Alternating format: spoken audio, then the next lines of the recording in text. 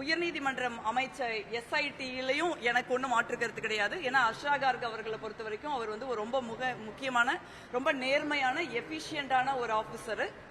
எங்களுக்கு அதுலயும் திருப்தி இருந்தது.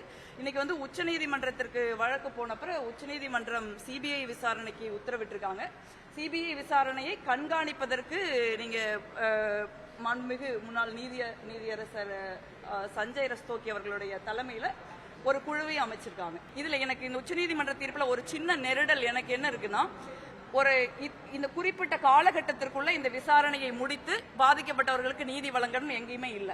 உச்சநீதிமன்ற தீர்ப்புல வந்து நீங்க மாசம் ஒருக்கா CBI வந்து நீங்க ரிப்போர்ட் விசாரணை அறிக்கையை தாக்கல் செய்யணும்னு சொல்றாங்க. அப்போ இது 1 வருஷம் ஆகுமா, 2 வருஷம் ஆகுமா, 4 வருஷம் ஆகுமா, 5 வருஷம் ஆகுமான்னு யாருக்குமே தெரியாது.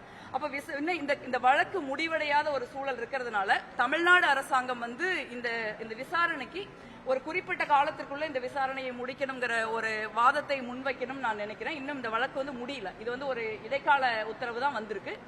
அதே மாதிரி நீங்க பாஜகவை பொறுத்த வரைக்கும் வந்து அவர்கள் தாவேகாவை நெருக்கடிக்கு உள்ளாக்குவதற்காக இந்த CBI விசாரணையை பயன்படுத்தக்கூடிய வாய்ப்பு இருக்கு. ஏன்னா அவங்களுடைய பாஜகவுடைய ட்ராக் ரெக்கார்டே அதான். பாஜக கீழே CBI ஒரு இண்டிபெண்டன்டான அமைப்பு நம்ம நினைக்கவே முடியாது. ஈவன் தாவேகாவும் CBI விசாரணை கேட்கல.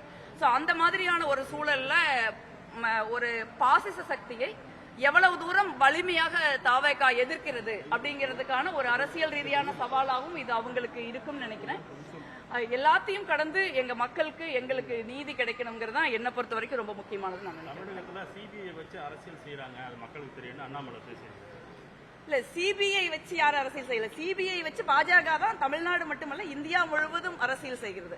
நீங்க வந்து பாஜகவால் பிரதமர் நரேந்திர மோடி அவர்களால் மிகப்பெரிய ஊழல்வாதிகள் என்று பட்டியலிடப்பட்டவர்கள் எல்லாம் இதே CBI, இதே அமலாக்கத்துறை, இதே வருமான வரித்துறை சோதனைக்கு பின்பு, விசாரணைக்கு பின்பு பாஜக வாஷிங் மெஷின் வெளுக்கப்பட்டு ஒரு புனிதமானவர்களாக ஆகிட்டாங்க.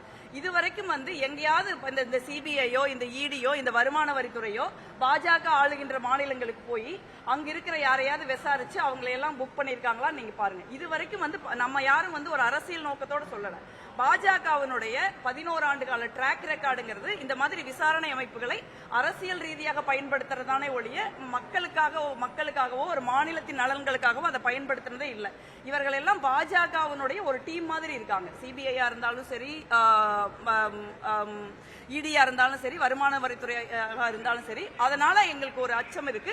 ஆனா அதே நீதிமன்றம் CBI விசாரணையையும் கண்காணிப்பதற்கு ஒரு நீதிபதி குழுவை அமைச்சிருக்காங்க. அதுல 2 தமிழ்நாட்டில் சர்வீஸ் பண்ற IPS ஆபீசர்ஸ்கள் இருப்பாங்க அப்படின்னு சொல்றது வந்து ஒரு நம்பிக்கை அளிக்கக்கூடிய விஷயமா இருக்கு. ஆனா இது நிச்சயமாக ஒரு குறிப்பிட்ட காலத்திற்குள்ள வந்து இந்த விசாரணை முடிக்கப்பட்டு எங்களுக்கு நீதி வழங்கப்பட வேண்டும் நான் நினைக்கிறேன். அந்த உத்தரவு உச்சநீதிமன்ற உத்தரவில் இல்லை. அது வந்து எனக்கு ஒரு பெரிய ஒரு முரணா எனக்கு தெரியுது. ட்ரெண்ட ஃப்ரெண்ட் ஆக்கிக்கோங்க. தந்தி டிவியின் சப்ஸ்கிரைபர்ஸ் அண்ட் ஃபாலோவர்ஸ் குடும்பத்துல நீங்களும் இணையுங்க.